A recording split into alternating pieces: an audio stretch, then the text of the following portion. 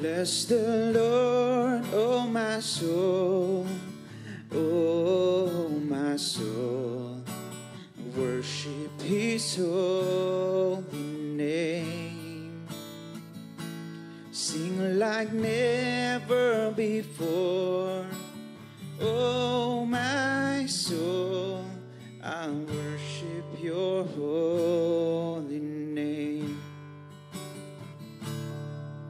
The sun comes up, it's a new day dawning. It's time to sing your song again. Whatever may pass and whatever lies before me, let me be singing when the evening comes. Bless the Lord, oh my soul, oh my soul. Worship His holy name. Sing like never before, oh my soul. I worship your holy name. You're rich in love and you're slow to anger. Your name is great and your heart is kind. For all your goodness I will keep on singing. 10,000 reasons for my heart to find. Bless the Lord, oh my soul, oh my soul. Worship His holy name. Sing like never before, oh my soul. I worship your holy name. And on that day when my strength is failing, the end draws near and my time has come. Still my soul will sing your praise unending. 10,000 years and then forevermore. Oh, bless the Lord, oh my soul, oh my soul. Worship His holy name. Sing like never before, oh my soul. I worship your holy name. Bless the Lord, bless the Lord, oh my soul, oh my soul. And worship His holy name. Sing like never before, oh my soul. I worship your holy name. Lord, I worship your holy name. Oh, I worship your holy name. Yes, Lord, we worship you. We bless your name today. Lord, I pray na ma-encounter ka namin, Panginoon, sa mga oras nito, sa araw na ito. Lord, as we pray, Lord, as we fast, may you be our strength, Lord God. And Lord, give us revelation, Lord God, of who you are in our lives, Lord God. Change us, Lord God. I pray that you bless each and every one, Lord, today as we seek you May we find you, Lord God. In Jesus' name we pray. Amen.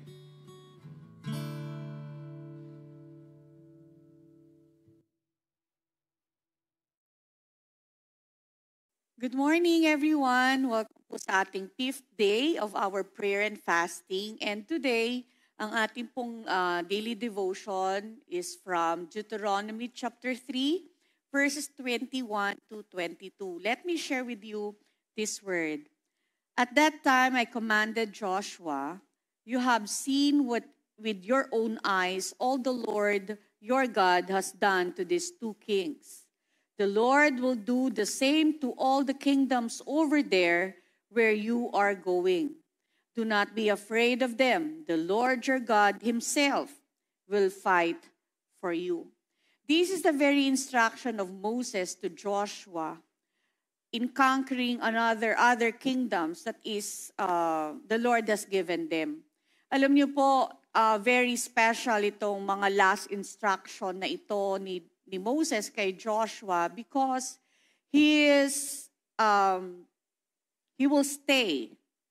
He will not cross over. He will not be able to go to the promised land because of the consequences of what he did. At ito pong encouragement na ito is also the word of the Lord for us today. The instruction of Moses to Joshua, he said that he should not be afraid. And the same thing with us. This is the message of God. Maybe the Lord is telling us, maaring meron po sa atin ngayong umagang ito, bago po humarap sa maraming mga trabaho, maraming pagsubok, during our fasting days, maraming mga ni-reveal ng Lord sa atin, marami siyang encouragement, marami siyang correction.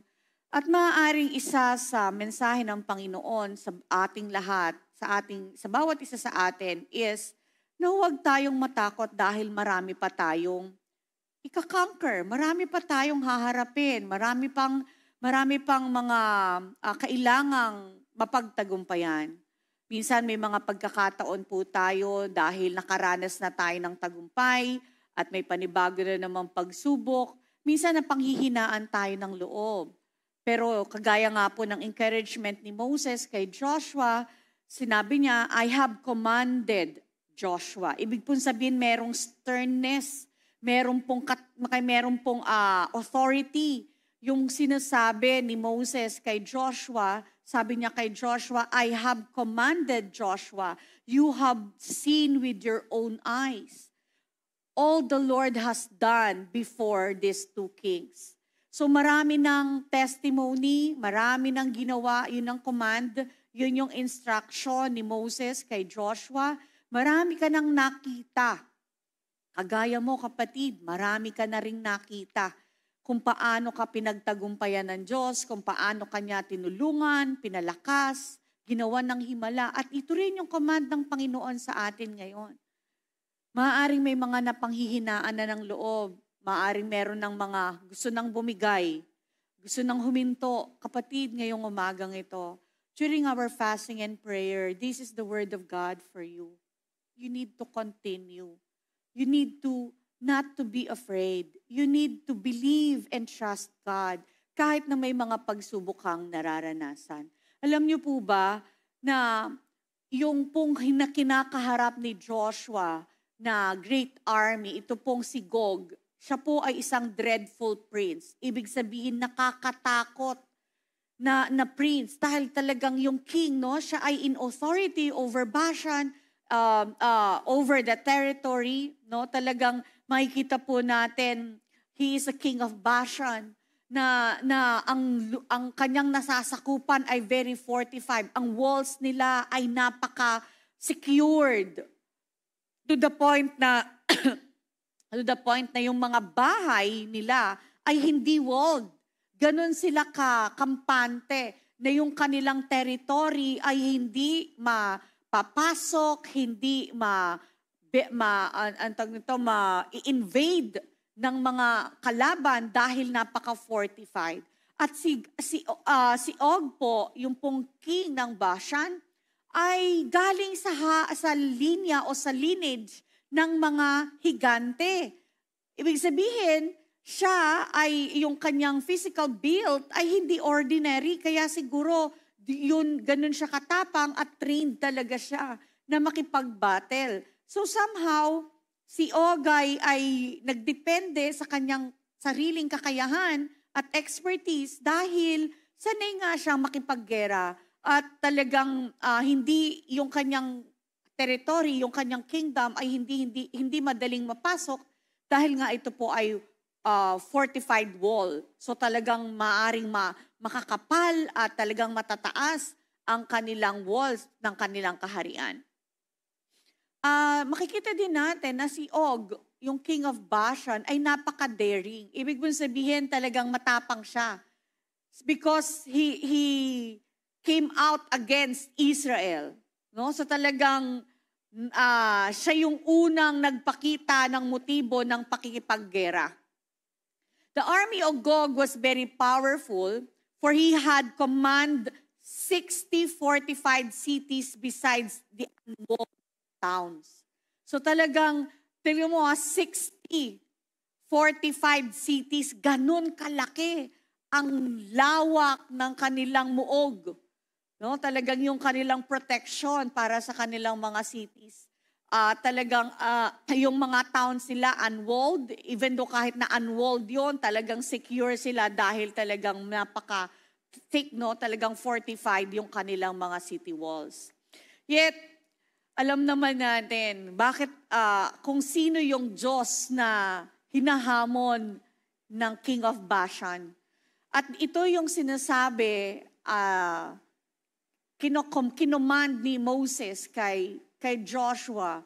Kasi siguro maaaring nababalitaan ni Joshua na kung ano ang klase at kakayahan ng King of Bashan na si Og. Pero ni-remind siya, kinommand actually ni Moses si Joshua na huwag matakot. Dahil nakita niya na at naranasan niya na kung ano ang kayang gawin ng Diyos. So may mga encouragement si Moses kay Joshua for him, no? Kasi Joshua will be the successor of Moses. In verses 21 and 22 of Deuteronomy chapter 3, he commanded him not to fear those who, because alam niyo yun, yung command ni Moses kay Joshua, even though bata pa si Joshua, pero si Moses is advanced na yung age.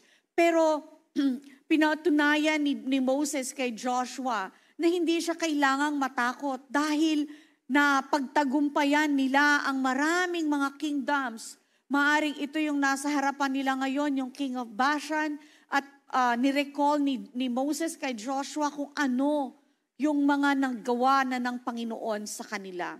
In the same way sa atin, no, maaring tayo po ay mga advanced na in our Christian faith, maaring tayo po ay advanced na in age, pero kailangan nating i-encourage ang sarili natin at gayon din ang mga bata sa pananampalataya o mga maaring mas bata pa sa atin, i-remind natin sila that God is the same God who gave victory sa atin, na naranasan at nakita rin ng mga mas bata sa atin na huwag silang matakot. We need to command them, even remind them not to be afraid because God is faithful. There are two things of encouragement, no, na binigay ni Moses kay Joshua. Number one, what God has done. Yung encouragement na kung ano na yung nagawa ng Diyos. Kapatid, we are now on our last day of fasting. No, dito sa fasting week natin. This will be your last day of fasting and prayer. But you need to remind yourself. And the same God is reminding all of us through this daily devotion to remember what God has done.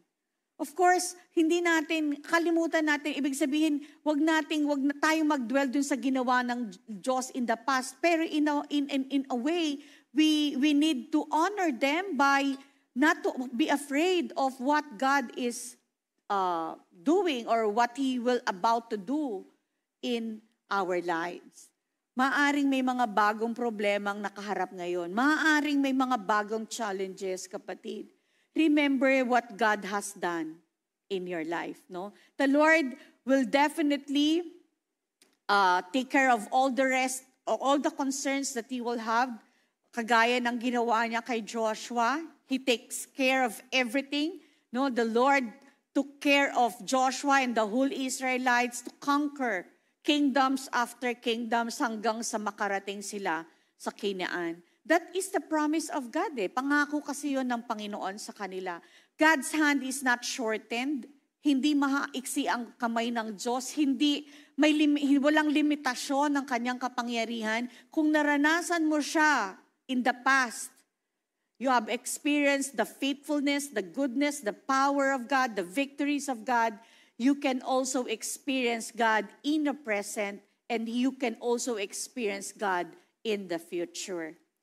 So sinabi ni Moses kay Joshua, you have seen with your own eyes. Ibig sabihin, merong personal experience si Joshua. At kayo rin, tayo rin. Meron tayong mga personal experiences with God. Huwag nating kalimutan yon. Maging inspiration natin yon. Maging source of faith natin yon. Mag-build up yon ng faith natin, ng belief natin, para hindi tayo magapi ng takot at magawa natin, maranasan natin yung nais ng Panginoon na maranasan natin sa buhay. Mabuhay tayo ng may katagumpayan. Pangalawang pangako, encouragement ni Moses kay Joshua is yung mga pangako ng Diyos. What God has promised. Ano ba yung pangako ng Diyos sa'yo for this year? I hope meron kayong pinanghahawakang salita ng Diyos personally for you to believe, for you to to be hopeful. Aasahan mo yung mga pangako ng Diyos. Maring wala pa, pero hindi pa naman natatapos itong fasting and prayer natin. You seek God. Kung wala ka pang salita niya na pinanghahawakan mo this year, na pupwede mong i-keep sa heart mo hanggang sa mag-materialize yung pangakong yan. No? You just spend time with God in prayer, spend time in reading the Bible, reading the Word of God. Definitely, God will give you His Word. And definitely, alam nyo, napakagandang makita natin at ma-remind tayo. Maraming salita ng Diyos. Napakadami. Alam nyo po, when you open the Bible, definitely, nais ng Diyos na meron siyang salita na ilalagay sa puso mo, na kailangan mong asahan, hawakan, at panampalatayanan. Kagaya ng sinabi ni Moses kay Joshua, dun po sa verses 21 to 22. At that time I commanded Joshua, you have seen with your own eyes all the Lord your God has done to these two kings. The Lord will do the same to all kingdoms over there where you are going. Ibig sabihin, gagawin din ng Diyos. Kahit na mga bago yung challenges that is facing you, maaring may mga bagong challenges this year. Sabing gano'n ni Moses kay Joshua, the Lord will do the same. No? Kung saan ka pupunta, gagawin din ng Diyos yung ginawa niya sa'yo in the past.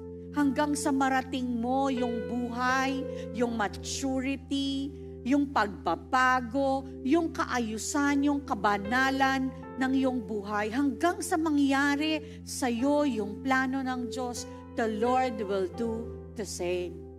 Do not be afraid of them. The Lord your God Himself will fight for you. Kapatid, maaaring may mga pagkakamali kang nagawa in the past, maaaring may mga kahinaan ka na nais mong mapagtagumpayan, maaaring may mga limitations ka in the knowledge of the Word of God, maaaring may mga kahinaan ka pa sa pananampalataya mo. The Lord Himself will fight for you. Di ba napakagandang pangako ng Diyos yan na kailangan nating panghawakan? Kapatid, nag-uumpisa pa lang ang taon. Let me remind you that God Himself will fight for you. Until you reach the promised land, until you reach the kind of life that the Lord wants you to have, until you reach a certain maturity that the Lord wants you to experience, until you reach the fullness of the Lord Jesus Christ in your life.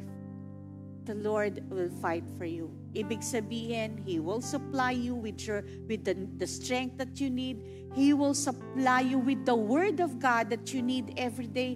He will supply you with the faith that you need. The Lord will supply you with the strength that you need.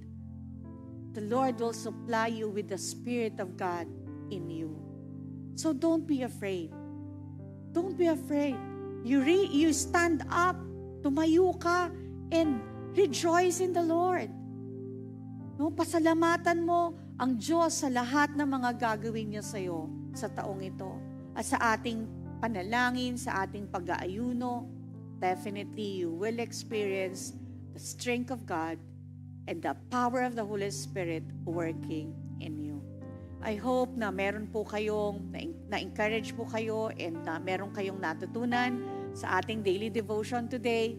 And be encouraged continually by the Word of God. Always remember, God Himself, the Lord God Himself, will fight for you. Tayo pong lahat ay manalangin. Panginoon, maraming salamat po sa umagang ito. Salamat po sa salita mo. Lord, on our 5th day of fasting and prayer, we thank you, Lord God, for the strength that you have sustained us for the past days, Lord, ng aming fasting and prayer. Maraming salamat po dahil marami kang sinirang, tinanggal ng mga bagay na hindi ayon sa kabanalan mo sa buhay namin. Maraming salamat po, Panginoon, dahil marami kang sinabi sa amin, kinausap mo kami, kinorek mo kami, pinalakas mo kami, at ini-encourage mo kami. Lord, sa araw nito, dalangin ko sa lahat ng mga mensahe na natanggap namin throughout this week. Patuloy po namin itong hawakan, itanim sa aming mga puso upang ito, Panginoon, ay aming mapamuhay at patuloy pong mamunga ng kabanalan at katuwiran sa amin para sa inyong kaluwalhatian. Dakilang Diyos, maraming salamat po at patuloy mo po, Panginoon o Diyos, kausapin pa kami kahit hindi na kami nag-aayuno, sa patuloy naming pananalangin, sa patuloy naming pag-aaral ng iyong salita at pagsunod sa inyo, Panginoon, patuloy niyo po kaming kausapin at pangunahan. Pagpalain po ninyo ang bawat isa at dalangin ko po, Panginoon, na ikaw at ikaw lamang ang siyang maparangalan sa buhay ng bawat isa sa amin. Salamat po, Panginoon, sa araw na ito. Patuloy po, Panginoon, ibinibigay ko po sa iyo ang lahat ng pasasalamat, ang lahat po ng pagsamba. Salamat po sa iyong salita. Salamat po sa presensya at pagtulong ng Banal na Espiritu Santo sa pangalan ni Jesus. Amen. Amen. Maraming salamat po sa pagsama sa amin sa daily devotion na ito at maraming salamat din po sa pagsama sa ating prayer and fasting for this first quarter ng 2024. God bless you. Thank you very much.